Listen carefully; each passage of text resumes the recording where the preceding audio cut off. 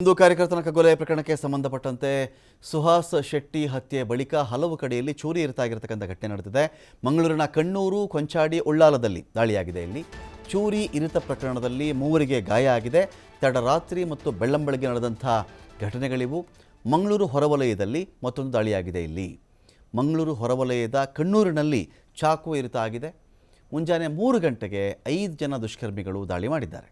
ಮಂಗಳೂರು ಮಾರ್ಕೆಟ್ಗೆ ಕೆಲಸಕ್ಕೆ ಹೋಗ್ತಾ ಇದ್ದಂಥ ವೇಳೆಯೇ ಅಟ್ಯಾಕ್ ಆಗಿದೆ. ಇಲ್ಲಿ ಮನೆಯೊಂದಕ್ಕೆ ಓಡ್ ಹೋಗಿಬಿಟ್ಟು ಜೀವ ಉಳಿಸ್ಕೊಂಡಿರೋದು ಇರ್ಷಾದ್ ಮನೆ ಒಳಗಡೆ ಓಡ್ ಹೋಗಿಬಿಟ್ಟಿದ್ದಾನೆ. ಹಾಗಾಗಿ ಇವನ ಜೀವ ಉಳಿತು.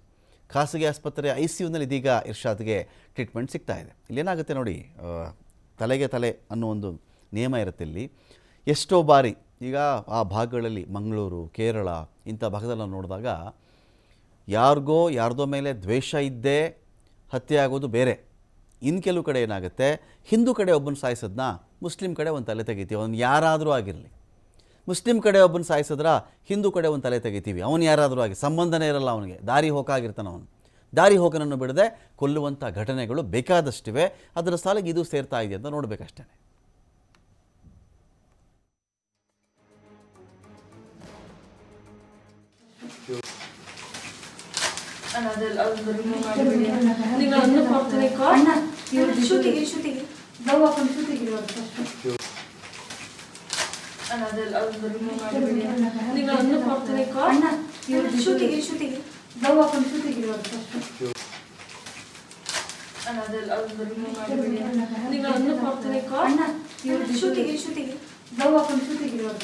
ನೀವು